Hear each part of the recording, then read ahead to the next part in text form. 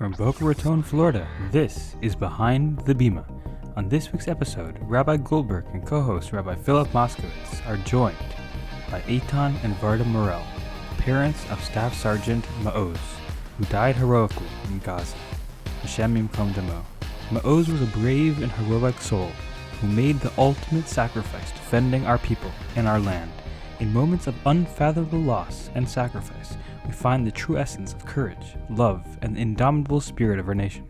Today's conversation is not just a story of valor and sacrifice, but a testament to the enduring strength of families who stand at the forefront of defending our values and our homeland. Plus, BRS is in the midst of their global campaign. All this and more behind the Bima. Hi, I'm Rabbi Goldberg. I'm Rabbi Moskowitz. I'm Rabbi Brody. We're coming to you from in front of the Bima to talk to you about the annual BRS Global Campaign. If you enjoy our articles, listen to our shirim, or benefit from Behind the Bima, you are not going to want to miss this opportunity to give a little back. Because you know that there is nowhere that you can get content like this anywhere else, and we need your help to support it. BRS Global is our opportunity every year to reach out to you, to invite you to partner, to collaborate, and to empower us to continue to reach people through shiurim, through Behind the Bima, through podcasts and panels and articles and discussions. We need your help to reach more people, to inspire more people. This year, we've given you an incentive. You give $180 to the BRS Global Campaign, you get a raffle ticket. What's in the raffle? Yishai Ribo, a weekend in Boca Raton Synagogue, and time with this guy. Time with all of us. A great Shabbos in person. 2 domestic plane tickets to South Florida. Yishai Ribo VIP. And special opportunity to spend time with Rabbi Brody. With Rabbi Brody. So go to brsonline.org/global, brsonline.org/global, and join our global community today. Thank you.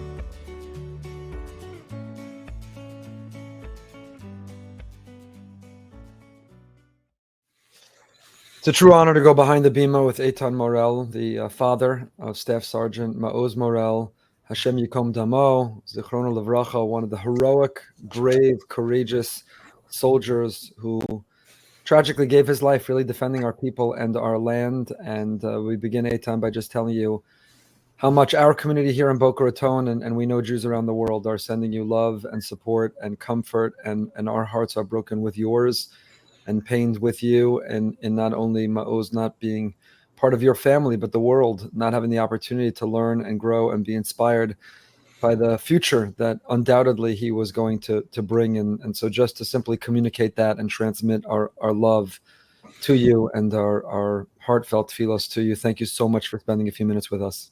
No problem. So maybe, Eitan, if you could start, just tell us where you grew up. Tell us a little bit about your family and where you live.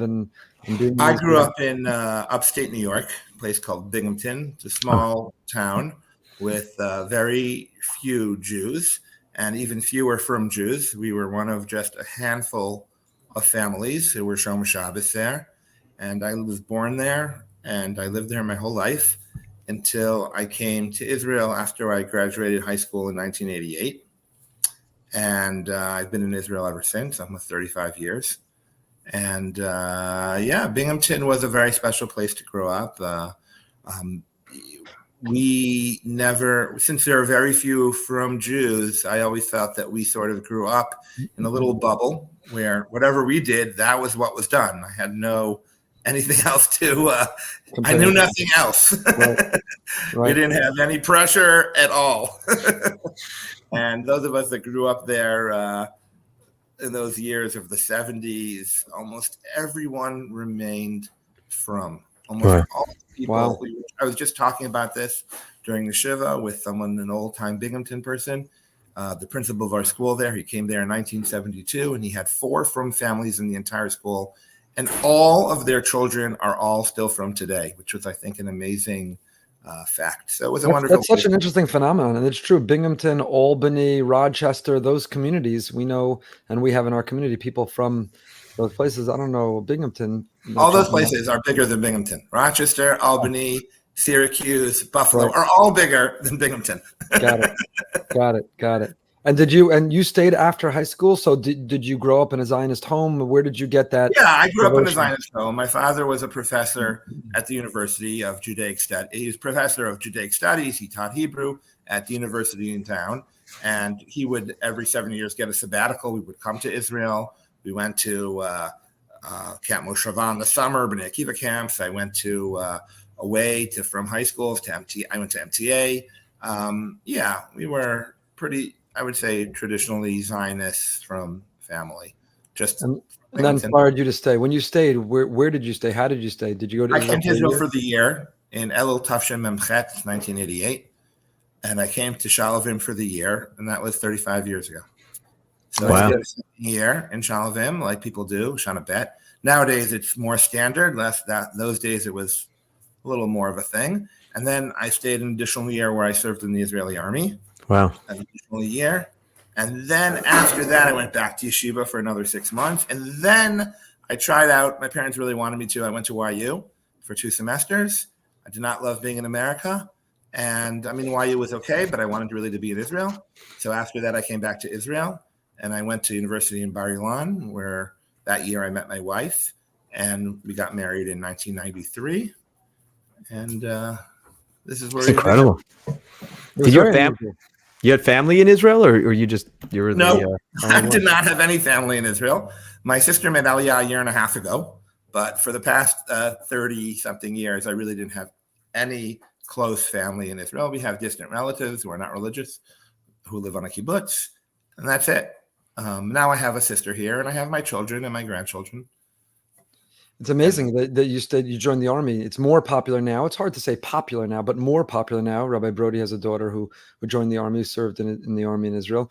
What inspired that when people around you weren't doing that? I'll tell you. I knew that I wanted to live in Israel. I didn't know then that I was going to be staying. Mm-hmm. But I felt that if I wanted to be fully a part of Israeli society, to understand the nuances, to feel that I was equal to everyone in Israeli society, I knew serving in the army was one of the crucial things to make that happen. And that was, I think, one of my major motivations thinking back on it. And looking back now, from my perspective now, I know that was 100% correct. So interesting. Rabbi Goldberg mentioned it's more popular now for graduates to go into the army. But back then, did they think of you like what were you? Did they embrace you? Did they think they have lone soldiers? Right. So first of all, I have 4 other friends. This was very, very unusual. I had 4 other friends that went to the army together with me from Shalavim, like Americans. It was very unusual, and I think I was the first one. Like I was like going to and then they all joined in. So we were 5 of us together, and so that helped. And I will say that the 5 of us are very, very, very close, even till today. They played a major role in the last 10 days of my life and what was everything that's going on now. And they're like my family here in Israel. It's my fault. The miscommunication. Varda is not able to join us for this conversation. But can you tell us a little bit about how she ended up? You met at Bar Ilan. Yeah, she's here in the background. She just she'll join us in 2 minutes. Okay, great. So we'll get to join us in 2 minutes. So. We'll get to Varda. What did you study in Bar Ilan? Arabic, Middle Eastern studies. Wow. And a little Jewish history. Nothing I could do anything with, really. Nothing to do with what I do now. What was the plan? What did you want to become? I had no plan. I grew up in a home of my father was a professor. So, we in those days, the liberal arts was still a thing. Nowadays, it's unheard of. Right. And I didn't really have a plan, honestly. But Baruch Hashem, things have worked out over the years. Amazing. And where do you live today? I live in a yeshuv called Talmon. Not Telmond, Taf Lamed Mem Vav Nun Daled. That's near Ra'anana, more known amongst Americans. Talmon. This is Talmon. In English, it would be Talmon, Tet Lamed Mem Vav Nun, which is a settlement in the West Bank, about 3 kilometers west of Ramallah. If you're familiar with the city of Modi'in, and you stand in Modi'in and you look to the east, you'll see that there's mountains looming over Modi'in, and that's where I live, in those mountains. So we have good friends there, the Shires, Ophir and Bakarim. The Shires, well, they are our neighbors. Yeah. Of course. And now you also have this to bond around, I'm sure. I don't We have know. this. We have 2 other families that have lost their sons in this war here in Timon. Timon has Really? 3 fallen soldiers now and some wounded. And in our neighboring Yeshuv, Ner Yah, they also have 3. We're very, very well represented in that. 2 are represented in a club nobody wants to belong to, which we can't even imagine. Can't even imagine. Varda's joining us. Okay, Varda, thank you so much. Really, we appreciate we can't imagine how complicated, difficult, painful the courage it takes to be part of these conversations. And we know you do it to get Maoz's memory and his life and the difference he made out there. So Eitan was telling us about his journey that ended him up in Israel and in Bar Ilan, how the 2 of you met. Where did you grow up and how did you end up? You don't have to give the years, by the way, that you graduated high school. Women are more protective of their age. It's okay. Not embarrassed. But how did you end up in Israel and at Bar Ilan? I wasn't in Bar Ilan. I grew up in Silver Spring, Maryland.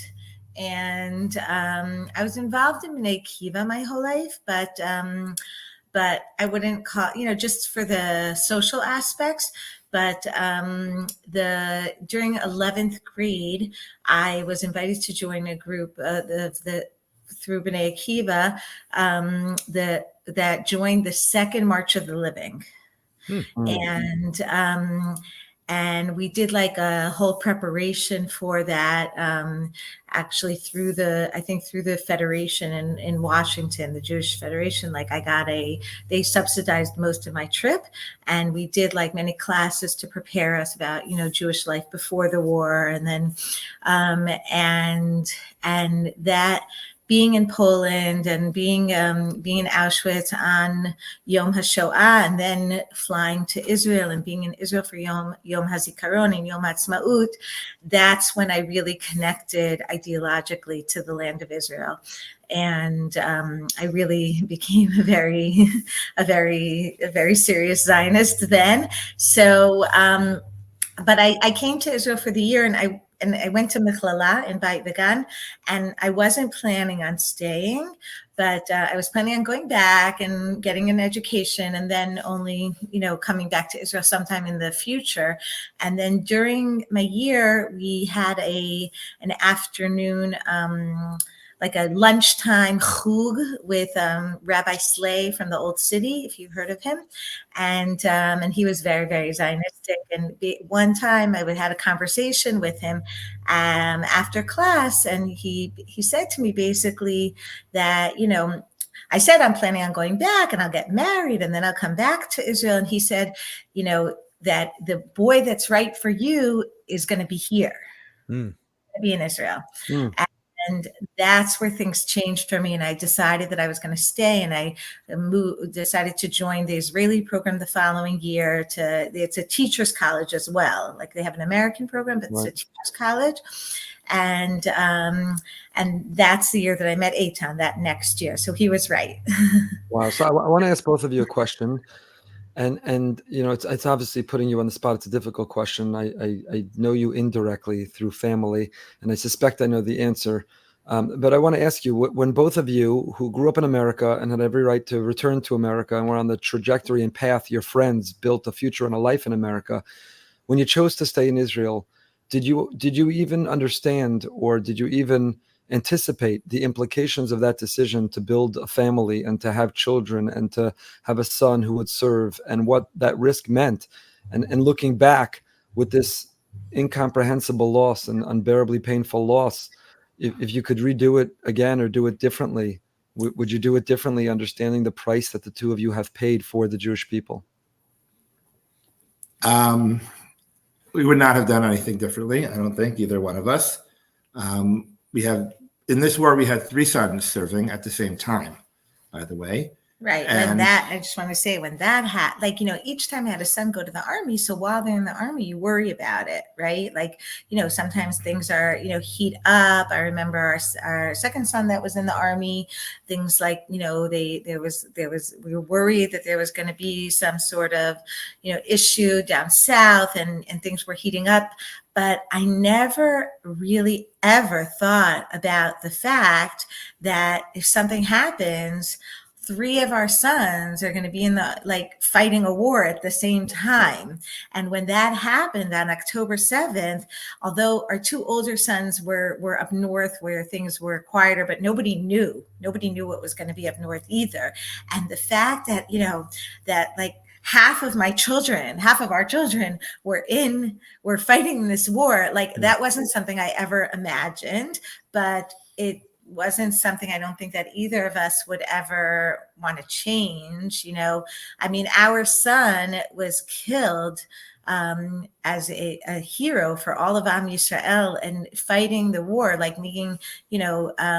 making sure that the rest of us can live Jews all over the world and in Israel can live as Jews. So I don't think that's something we regret, but obviously, it's a personal tragedy for us. But I think that we feel that it's a tremendous zchut to have children that served in the army. I see that as a zchut, not anything else. In many ways, I really am comforted, and I see it as a zchut that Maoz died in the way he died, and I can tell you exactly how he died, and it was a very heroic life and death that he had, and those things comfort us. Obviously, on a personal level, we're very pained and saddened, but we also understand the bigger picture, and the bigger picture does give us comfort. And of course, I don't think we would change anything. We're very happy with our decisions. What happens with the other children, the other boys that are in the army? Is there a protocol which says if someone's been killed in battle, then the other children can't go back into Gaza, or they can't fight any longer? Are they allowed to stay in the army? Do they have to withdraw? So both of our older boys were in the army for 2.5 months, and then they were discharged. One of them is going back in. So they were not actually still in the army now when it happened. I think that when a child falls in the army, it could affect the other children who haven't served in the army yet, in the sense that I think the parents have to sign off on them going to a combat unit.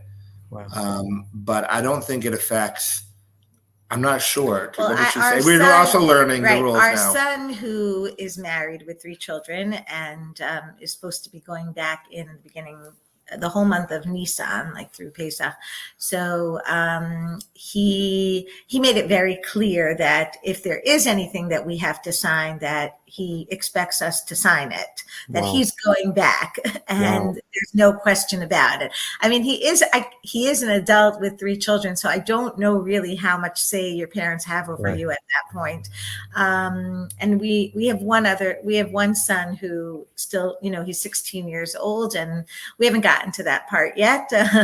But I think that we haven't even discussed this, but I think that probably if he feels that combat is what he wants to do, we wouldn't stop him. No.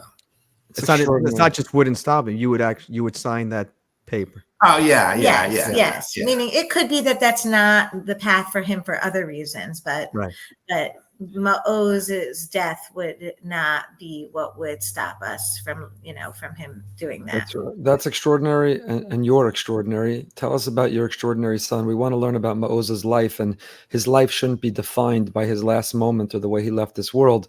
But you mentioned Eitan, that he lived heroically. We'll talk about that, but he also died heroically. Could you tell us a little bit so we can appreciate the price that is being paid by people like Maoz? You got that knock on the door, the knock no parent who has a child in the army ever wants to get. I heard of somebody who has a note on the door that says that there's in this home, in this family, there are children serving the army. Don't knock on the door. If you need anything, call. That's how jarring a knock on the door can be throughout this war when someone is serving. What was that like when you got that knock? Tell you just a quick story about that when the war started, there was somebody here in our yeshuv that has a dog, and he went off to war, and his wife didn't want to take care of the dog. So we volunteered to take care of his dog. And then he for came like a month. for like a month, and then he came We back. we didn't know this couple. It's like a new couple. New that couple. We moved didn't know what they here. even looked like. Our daughter picked up the dog from the wife. Like we never even saw the wife. We didn't know it. So one day, we drive back, and we see a soldier standing outside of our house waiting for us. Oy. And Varda was like, "What's going on? Who is this? What does he want?" So it was him coming. He was home from the army. He wanted to take his dog back. But we were like, "What's going on? Who is this?" But well, that's how on edge. People should appreciate that. The Israeli families, that's how on edge. Terrible that it, but actually, when in Israel, so how it's now during the war, and like we knew this also. A knock at the door means that one of your soldiers was killed, but a phone call means that they were wounded. So Maoz was actually everything started, and if the soldier can speak, then they make sure that they speak to the parent on the phone when they call.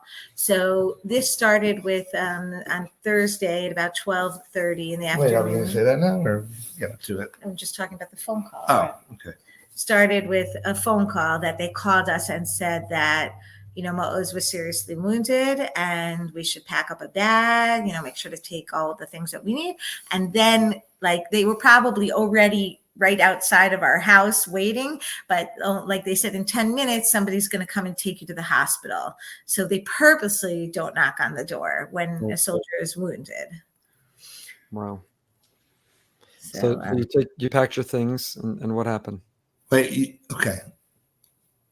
What you want to talk about? No, whatever you want. There. So we packed our things. It went like this. They called us at first and said that he's seriously wounded, and then 10 minutes later they showed up. That's all we noted. Patsua kashe, seriously injured, and he was in Soroka, which is in Beersheba. That's about an hour and a half from here. So the hour and a half, we had absolutely no idea as to what his condition was, and people who are taking you, they don't know. I think that's done intentionally. And we have no idea. We get there after an hour and a half, and they say, right, first thing, we're going to take you to see him. So they whisk us into the ICU unit, and we see him lying there, hooked up to all the ICU stuff. And we still have no idea because there's a huge range of what even injured seriously can mean. And we know that. And then we see him. He's lying there. He's unconscious, but we have no idea. And the doctor takes us into office, and he sits us down. He tells us very sensitively, but very clearly that he is what they call in Hebrew, patsua anush, which means, I guess, terminal.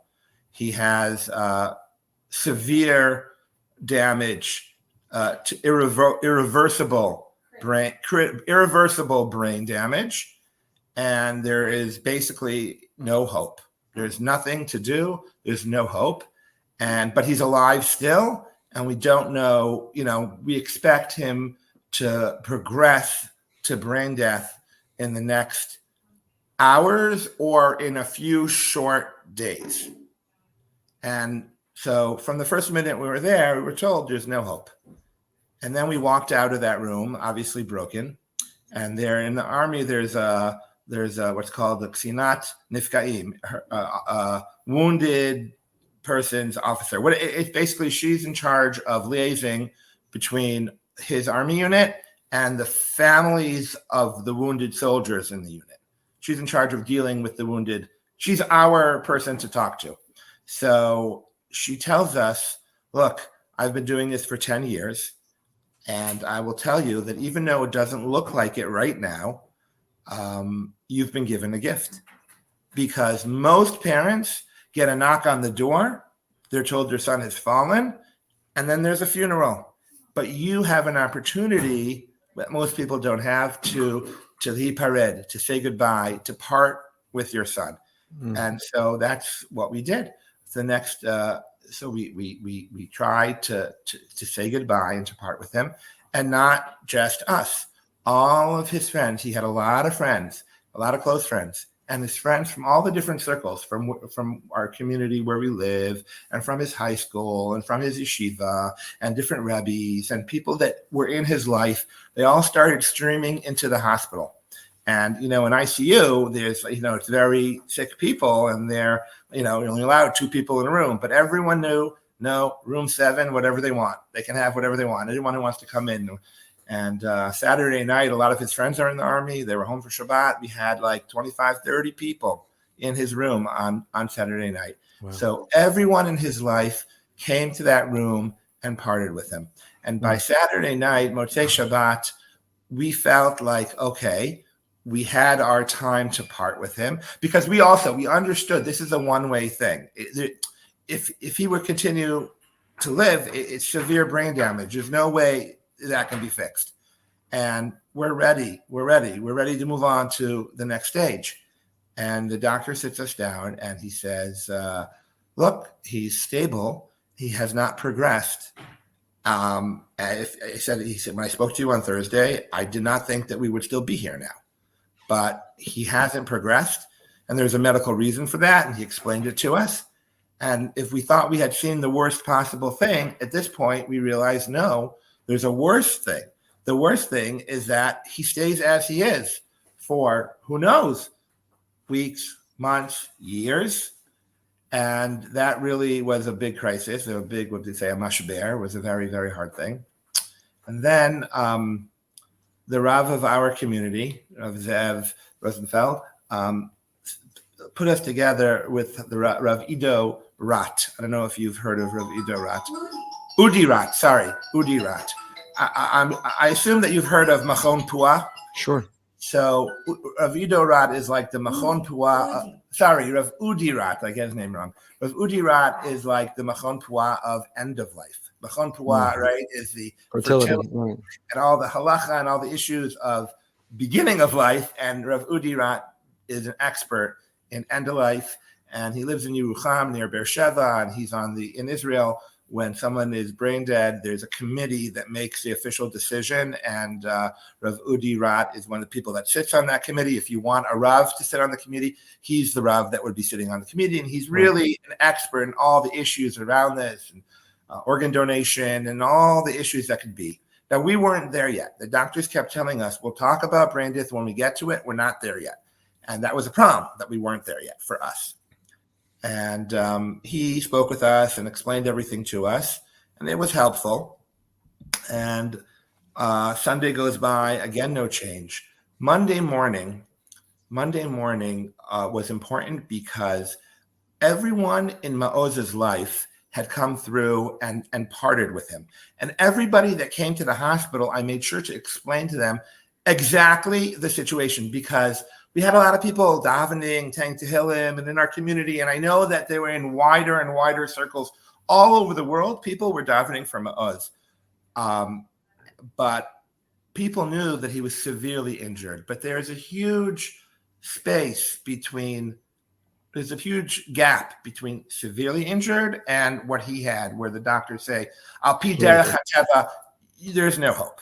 And people kept telling to us, there's going to be a miracle. It's going to be a miracle. I'm praying for a miracle. Don't believe that. There'll be a miracle. And for us, we felt that, obviously, if there would be a miracle, we'll take it.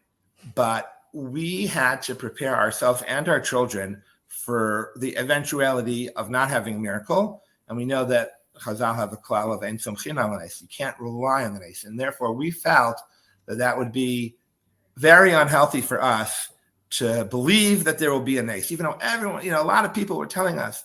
And so we obviously would be happy if there was a nes, but we felt that we needed to prepare for what al pi derech hateva was, according to every doctor, and we had other people look at him, everyone agreed to. So at that point, we sent out a notice to people explaining, using all the code words, irreversible brain damage, patsua anersh, terminally, wounded.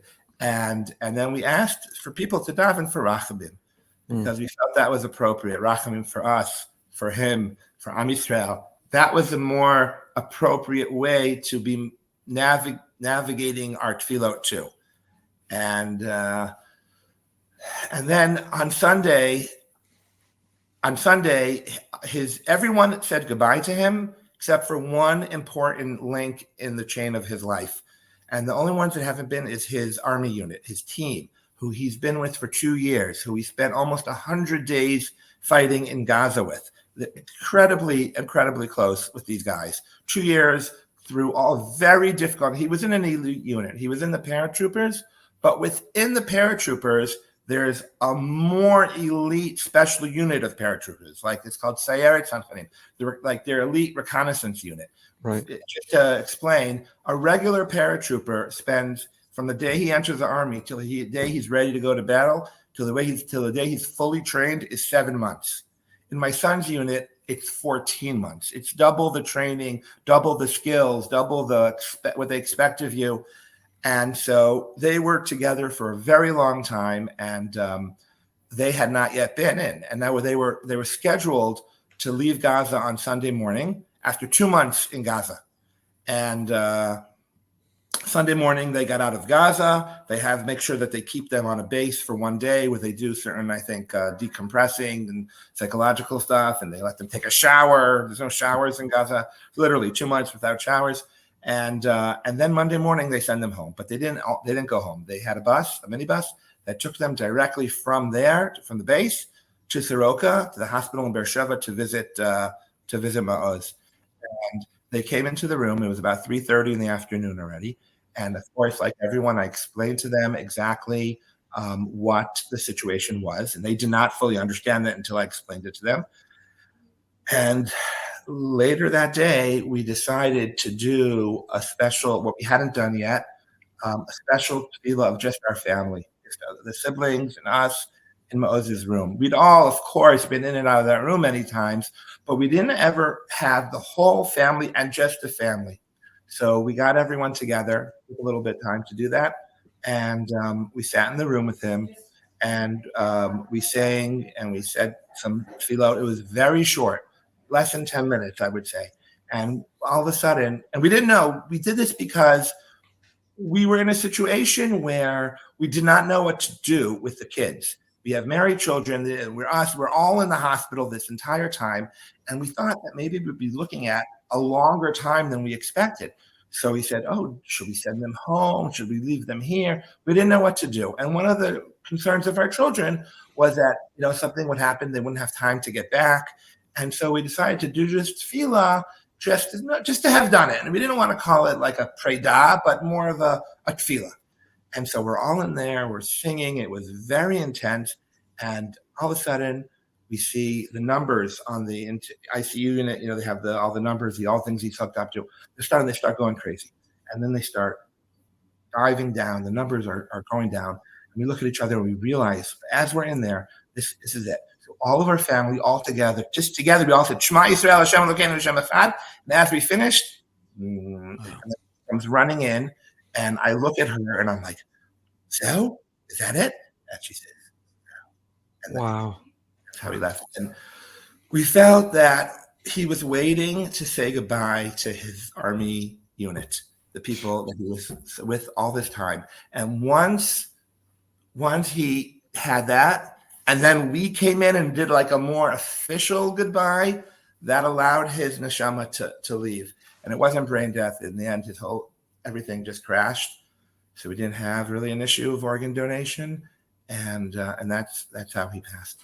Wow. We feel like it was a big zchut. I mean, we understand that is not a common thing, that people have that kind of a thing. And we definitely feel that was a big zchut that he had and that we had. No question about it. What you mentioned, that the way it happened was heroic, and this elite unit. Do you want to share with us what happened? Sure. So he's in a unit called Sayeret Sanchanim, which is an elite unit within the paratroopers. And they, just to give you some background, on Sukkot Torah itself, he wasn't in the army. He was home from the army, but he wasn't home. He was with friends somewhere else. He had actually taken our car somewhere that's like an hour from our house. And he heard about things very early in the morning. And he realized in the unit that he's in that they would for sure call him in immediately. So before anything, he immediately was going to come back home to our home where he needed to take a few things. But first he called us, and we knew very early in the morning what was going on. And he called my wife's phone, and she answered it. And when she answered the phone, he knew that what he thought was true was confirmed by the fact that she answered the phone. And he was, he knew that was the right thing to do. And he drove to the house. He came into the house. He was in the house for about, I was in shul, but my wife tells me about 8 minutes, not more, like 7 or 8 minutes. And then he took our car and drove to his base, which is a further hour away, where he parked the car. I had to go afterwards and get it. And his unit gathered there. They got the equipment, and they were brought down by helicopter to Re'im, to the site of the party. And from then until the day he fell, he was home once for 72 hours. Wow. The first 3 weeks before the Timrun, before the army entered, what's it called in English? The land maneuvers? I don't know what they call it. The ground invasion. The ground diversion. Before that, there were about 3 weeks. During that time, they were very involved in all kinds of training things. And during that first 3 weeks, we actually did see him 2 times, but he wasn't home. We saw him. And then when he entered Gaza, we, of course, didn't see him for the next 7 weeks. And we also couldn't speak with him on the phone. They don't have any phone contact while they're there. During the hostage exchange, there was if you recall, there was a ceasefire. And so when there was a ceasefire, they took them, they were still remained within Gaza, ready, because they didn't know what would be with the ceasefire, but they took them to they're in like the most forward positions there. So they moved back to within Gaza, to a place where they could do things like, for the first time, take a shower, have hot food, and they gave them phones to be able to speak with their families. So we spoke to him one time in that first 7-week stint. And one other time, he had an opportunity, everyone there had an opportunity to send a recorded audio WhatsApp message. In other words, someone recorded them all. And then after he got out of Gaza, he sent it all to each parent got their message from their son. And my wife was saying there's, of course, a WhatsApp group of the parents, all the parents of the guys in his unit. And everyone's writing, oh, yeah, we got our message from our son. Everyone's getting it. Oh, he told us this. He told us this. He told us this. So, he's not a big talker. He's not blah, blah, blah. He doesn't like that, whatever. So we got an 11-second message. And he said, I'll say it in Hebrew, the exact words. He says, Mami, Abba, Ani, Sababa, Zeu, Itkanti. Meaning, I'm Sababa, which is Israeli slang for I'm fine, I'm great. Zehu, Itkanti. You've been notified. Like, you have a sign of life. Right. That's all that was necessary to say. So he's not a big, verbal, not a man of many words. He's more a man of deeds. And then he was home for 72 hours, and then they went. That was the last time we saw him. I mean, I remember he got home on a Wednesday afternoon, and he left Motzei Shabbos. And like Motzei Shabbos, like the minute Shabbos was out, he had to leave. And now I normally, not all of my family, but I personally hold Rabbeinu Tam on Motzei Shabbos, and I always said it was Bli Neder, and I almost never had to do any Malacha for that time. But that Shabbos, I had to drive him. I was going to drive him all the way back to the base, because in order to make it on time, he would have had to leave on Shabbos. And I was like, I'm not going on Shabbos. That's crazy. I'm not doing it. And I said, don't worry, I'll drive you directly there. But in the end, he was able to get a shuttle of the army that left late, and he was able to not have me drive him all the way. So I drove him just to a certain spot, about a half hour away from our house. And I waited with the bus for him for a few minutes, and the bus came, and I gave him a hug, and I gave him a bracha. And that was the last time we saw him. And that was about 2 months before he fell. Now, what happened if you want to hear what happened on the day. So and this is just, and I know this is still so raw for you. We're 10 days out, right? You've just gotten up from Shiva. Yeah, we're not on Monday morning. Yeah, we're not processing weeks or months or years later. This is still so raw. Yeah. You literally just got up from Shiva. And during those months while he was in Gaza, was he in touch with his siblings? No. No. In other words, they don't have a phone. There's no phone, because they're worried about. That's when he called. Yeah, well, no, when he would call home. So we break it up into the first 7 weeks, and he came home for 72 hours, and then the second 8 weeks. So in the second 8 weeks, they were able to call home more often. They would bring them phones that were appropriate for them, and he called home much more often, like maybe once a week, about once a week. Right. But I'm saying they weren't serving at the same time, right? Or were they? Yeah, and his brothers. Oh, the brothers. Yeah, no, the first part they were serving. Yeah, they went into the army on the 7th. On that Shabbos, they were called and went up, and they were in the army till around Hanukkah. And Hanukkah, they let them out and told them, "We'll probably be calling you back." And one of them already knows already that he's going back in.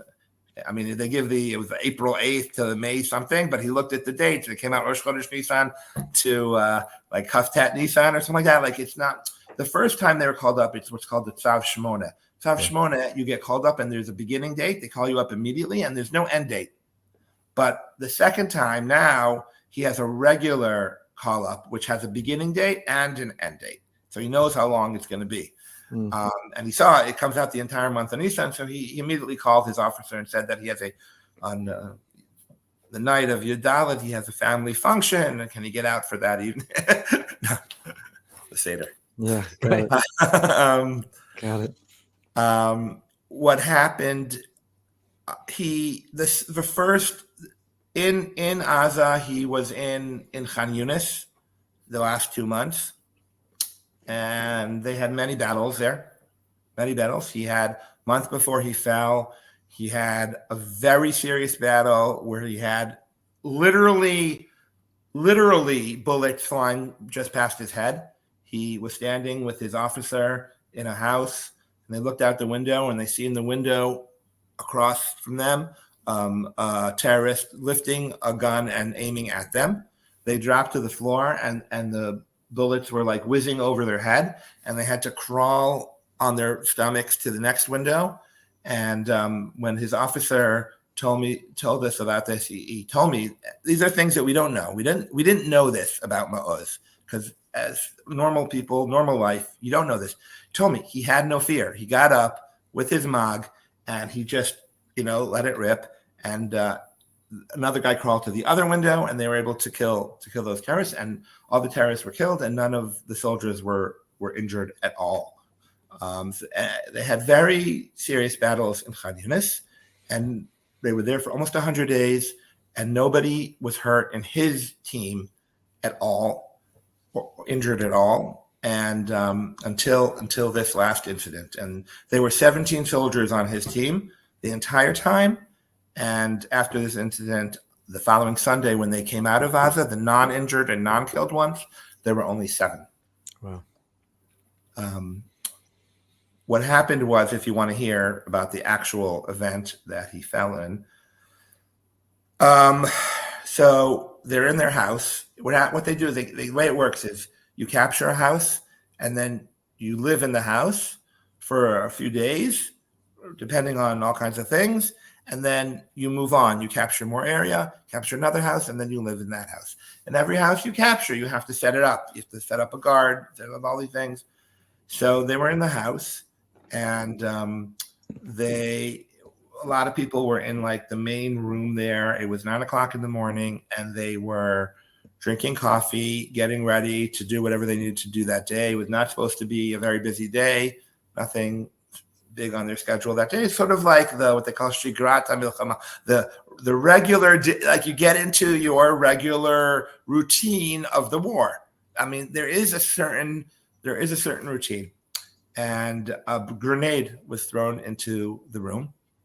How the terrorists got close enough to throw a grenade is something that is part of the investigation. There's a few theories, all these little things we don't know yet, and the Army does a very in-depth investigation into exactly what happened, and they have told us that they will share that with us, and they're very transparent. That's what they told us, that even if it's there are mistakes or there wasn't mistakes, we don't know yet, but we're going to know everything in the end. But it takes time to do the full investigation. Anyhow, a grenade was thrown into the room, and the grenade went off, and every single person, there were a lot of people in the room, and everyone in the room was injured. My son was not in that room.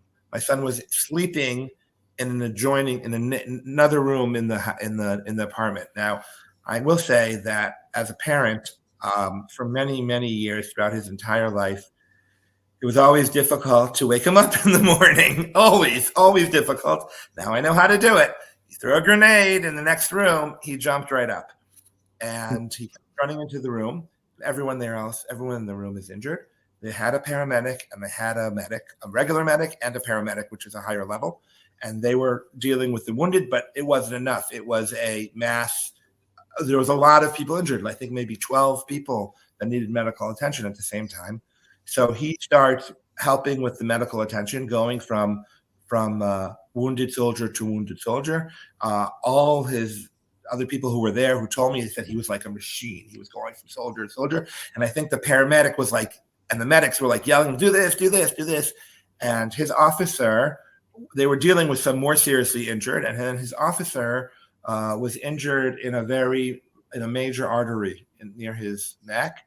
And he was, gushing blood. And Maoz did a certain technique called packing, where you take a certain type of gauze and you have to basically stop the bleeding by pushing it into the wound in a certain way, usually something that medics do. The regular soldiers aren't really well versed in this, but, he had to do it, and he did it, and that saved his life. Like they told us, he would have bled out for sure. And while they're dealing with the wounded, it wasn't a random throwing of a grenade into the house. This was a sophisticated, planned attack on the house. There were at least 5 Hamas terrorists who had a planned attack on the house, which is not the usual in Gaza. And usually in Gaza, they jump out with their RPGs, which is anti-tank or anti-personnel, and they try to shoot it, and then they, almost always they're almost always killed, but sometimes they kill some of the soldiers.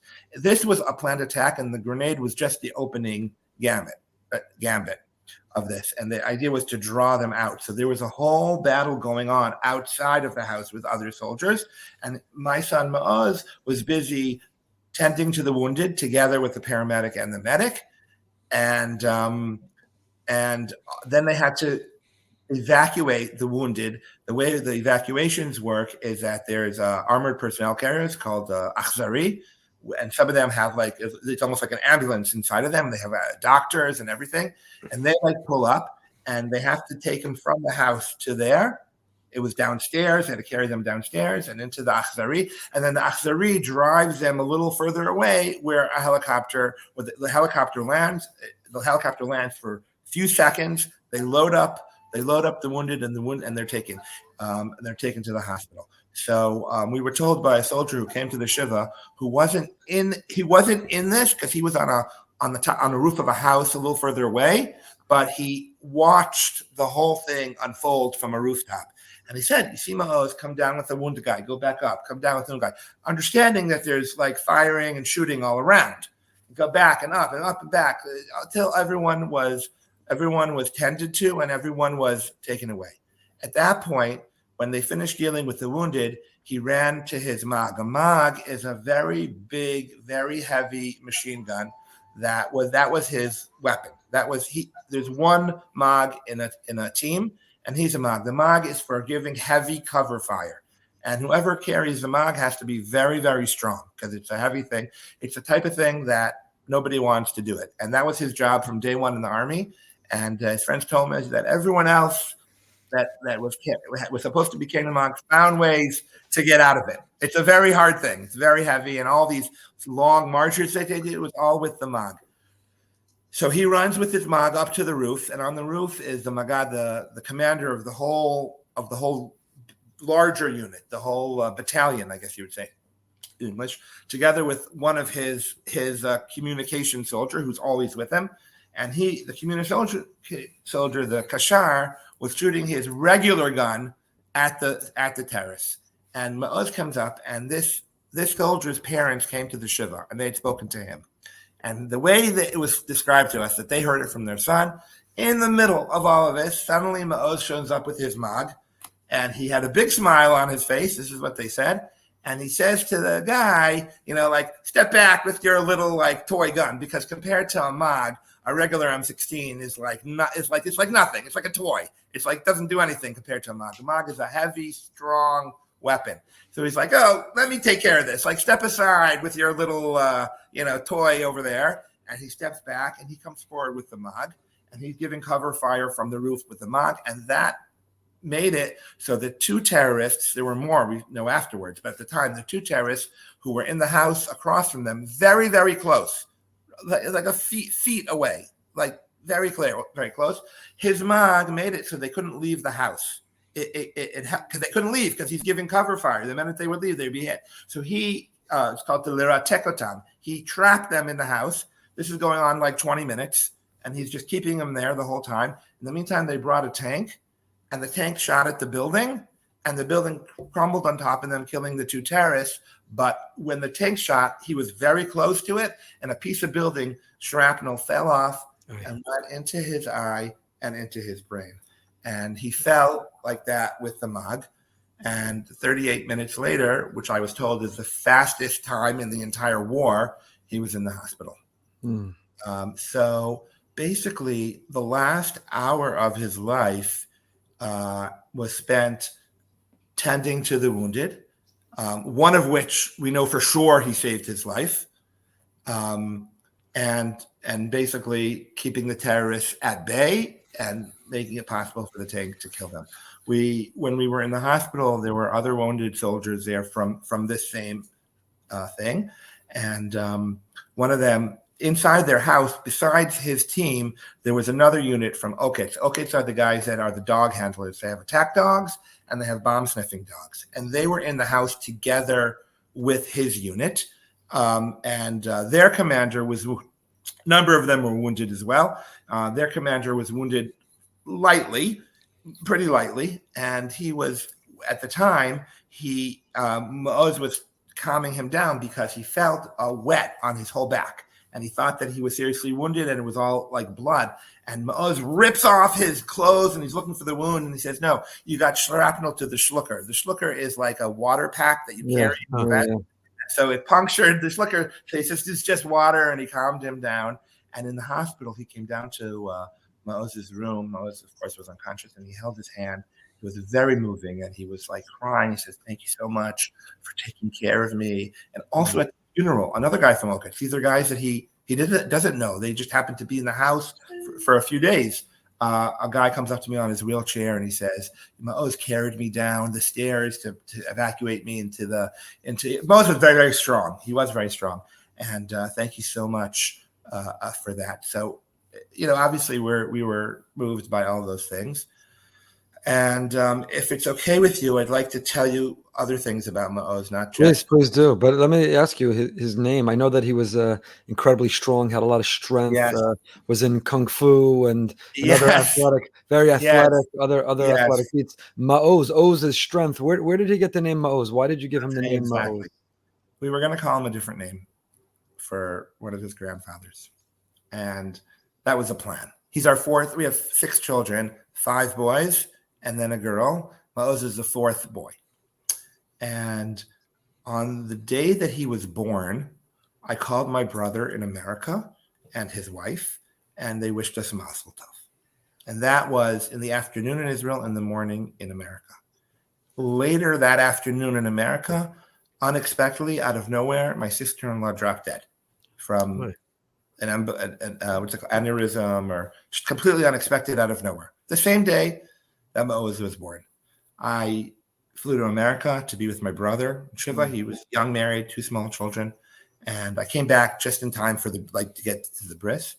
And in that time, we felt a need to name our child something that expressed something about what was going on. And we felt that the word Maoz, what is a Maoz? A Maoz is a fortress, a place of strength, a place that you go there and you get strength, and then from there you go out and then you come back to it. That's the essence of what a Maoz is. Hashem Maoz Chayai.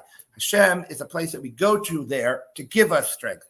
And we felt that we, at that time in our life, because of that tragedy, needed to get strength. And so we named him Maoz, that hopefully he would be something that is a source of strength for us. And he was his entire life.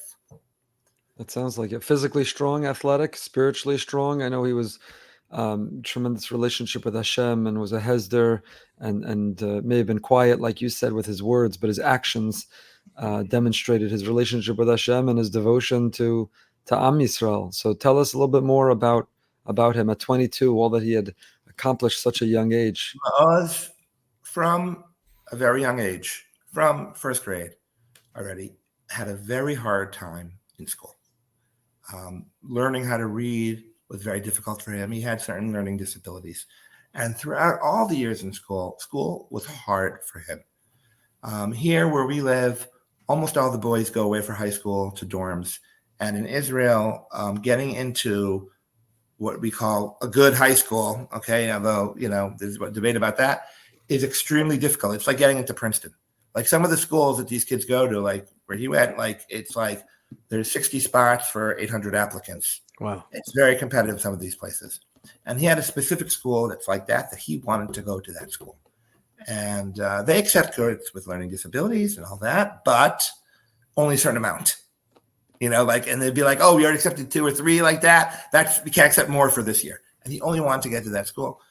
So he fought for it and he got in. And throughout high school was hard for him, but he did it. In Israel, we have a thing called Bagrut, the matriculations. He got the Bagrut. It wasn't easy for him. He worked very hard. And then after high school, he decided he wanted to go to a Hesder yeshiva.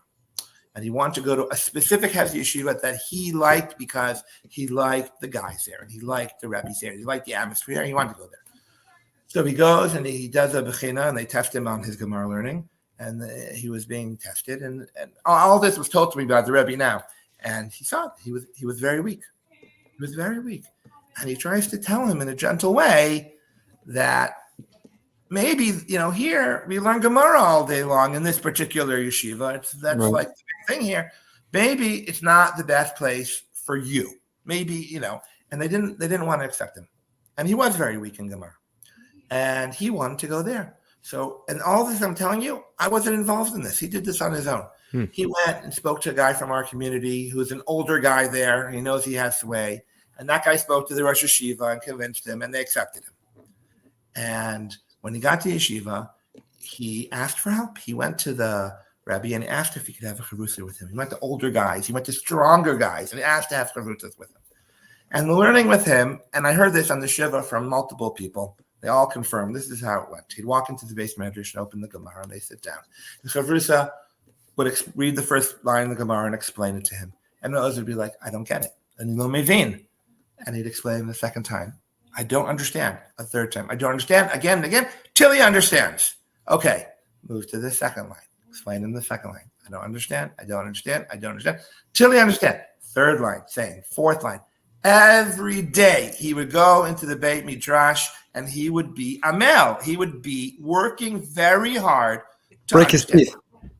He was Amel but Torah. He wasn't going to be, giving shir there. He wasn't what we call in Israel Mavrik. He wasn't going to be the Posek Hador, okay? That was clear. But he was Amel but Torah every day. Throughout the entire year, it went like that. He came in and he fought in order to understand the Gemara. He was a lochem in the Beit Midrash, mamash. That went through a year. They start the second year. And then in the second year, midway through, he felt a little like he's not giving 100%. He feels what they call in Israel al-kotzim, like he's getting antsy, I guess. So he said to himself, okay, I'm getting antsy. I'm not able to give 100% in the Beit Midrash. This is the time to go to the army. The problem is that in the Hesder yeshivas, some Hesder yeshivas go to the army in August, and some Hesder yeshivas go to the army in March. And his Hesder yeshiva goes in August, but he wanted to go in March. So he worked it out to go in March because even though he was going to the army, he wanted to remain within the framework of the Hesder yeshivas. The problem is that when he got to the army, he was so good that he got into this higher unit. And there you can't do it in Hesder. So he decided to leave the Hesder. And the difference is when you're in Hesder, in the army, all the other guys in your unit are Hesder guys. So you're with all from guys. But here, he's with everybody. There weren't a lot of from guys in his unit. There's only 1 or 2 from guys in his unit. So you're on your own. And the way I would say it is that sometimes you see kids. I see it where we live, and you see it. that in high school, from kids, they're like, ish. They're you have these guys that are burning, learning, and you see them in Israel, a lot of guys with the payas and the gardos and the mikvah, and they're like a burning flame of talking in ruchnius. He wasn't like that. He was like what I would call, you have in the parsha now, ner tamid, small flame, but constant. He did what he needed to do. Gemara was hard for him, but he always had a sefer, always had a book with him. He always had book with him. Did everything he needed to do. He davens, talks properly, and because of that, he was able to thrive in an environment where other people around him are not from, because when you're a smaller flame, the huge flame requires so much maintenance. If you're not in yeshiva, it's very hard to maintain it. But the strong but small ner tamid is something that can sustain you even in that environment. And that's why he did very, very well. Yeah. He would learn throughout the army every time he had a few minutes break. And this was told to me, like just not even realizing that's a big deal, by his non-religious unit guys. He would put out this little book and he would learn it for 5 minutes. And then every time, what was the book? This was the book that he loved and studied, and it was very important to him. It's a book called Mesilat Yesharim by the Ramchal. And he would learn that book. He worked on his midot. In the army, they have a thing where the whole team sits once a week, and they encourage the guys to say what they don't like, criticize the other guys, because they want them to get it all out there. And he refused to take part in that. He said, if I have a problem with someone, I will speak to them privately. I won't say it in front of everyone. He refused to take part in that. He worked on his midot always. He had chavruta. They didn't call it a chavruta with one of the non-religious guys. He introduced him to Mesilat Yesharim. And he sat here at the Shiv and he told me, he gave me this book. We used to learn it in the army together. Since he fell, there has been a Mesilat Yesharim WhatsApp group of a daily learning Mesilat Yesharim in his memory, with a 5-minute shiur twice a week that in about 5 minutes had over 300 people already on it. Wow. So he was like a masmid in what he did. He did things, he did it clearly, but he was able in that way to be in an environment with non-religious people. If you have another minute, I'll tell you one more thing. I don't know what your time is. Sure. You have 2 minutes. I have 2 minutes, because then someone's coming from the president's office or something to our house. One of his rabbis, who he used to ask halachic questions to, showed me questions that he asked him throughout his time in the army. And he showed me a question from the 10th of October, when they still had their phones. This is when they were in the kibbutzim there. They were looking for terrorists that were still hiding in the fields and in the things. And they were staying in homes of kibbutznikim who evacuated their homes.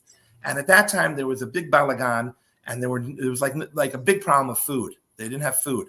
So the guys were like cooking like rice and pasta in the homes of these kibbutznikim. So he asked his rabbi, is a halachic question of can he eat that? And so he writes to him, I'm not really starving, that's how he starts it, but it wouldn't be allowed. So the Rebbe wrote in, Vadai mutar, it's mutar, and explains him why, because you're in a battle, and Ben Yomo, and all the things. Okay, fine. 3 weeks later, he's in Gaza.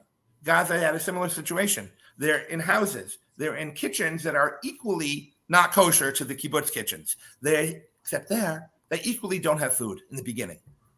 But there, they don't have phones.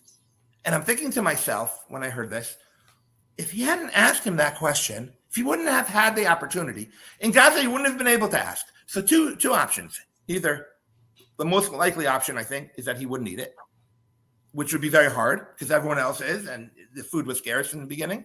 Or option 2, that he did eat it, but he would feel guilty about it, which is also not something you need when you're in the middle of this. But he had the psak in his pocket, so he knew already what to do. And I feel like Kadosh Baruch Hu made that whole situation on October 10th, crazy situation where in these non-kosher homes and they need to cook, have you ever been in that situation? I certainly haven't. He created this whole thing just so he would have that psak in his pocket when he's in Gaza. It's amazing that you can, after losing a son 10 days later, be talking about HaKadosh Baruch Hu and something good that he did. For many people, they lose their faith when the Wi-Fi goes out. and you've lost your son, and you're talking about HaKadosh Baruch Hu, Hashem, God doing something kind. Could you? I know that we're closing up. We have the last few moments, but can you talk about your relationship? Maybe it's too soon, maybe it's too raw, maybe it's too public, but something about the faith, the challenge of having faith even after such a difficult loss. I'll tell you, it's been a whirlwind the last 10 days. We had the days in the hospital, then we had the Shiva, and in the Shiva, we literally had hundreds of people here every day. And only now we're really starting to go back. I haven't gone back to my life yet, I would say that. The most difficult part of the Shiva for me by far was when we had to get up at the end of the Shiva and rejoin our life. So I think that there's still a lot of difficult things for me emotionally and dealing with the grief. I think that's mostly ahead of me, not behind me. So I don't feel like I can answer that right now because I feel like, let's talk in 6 months. Right. We appreciate that honesty, and that's a very real and raw and validating to others answer. And so we appreciate that. We appreciate all this time, you and Varda joining us. And I'll end the way we began. I know Rabbi Brody feels, we feel our heart is with you. And it must be painful to tell the story the way that you did, not only the wonderful parts of Maoz's life, but the heroic way that he left this world. But his memory will continue to be carried on by your telling the story. And we can't express our love and our appreciation and our support and our hope for your comfort strongly enough. I just want to show a picture of him. Yeah. This is the picture that we put in the paper of him. This is his mug. You can't see it, but it's very. Wow. He always had this smile. Wow. A beautiful smile. May you find a lot of comfort and a lot of strength. And thank you so much, Eitan. Okay. Thank you very much. Thank you. Catch us next time for another peek behind the Bima.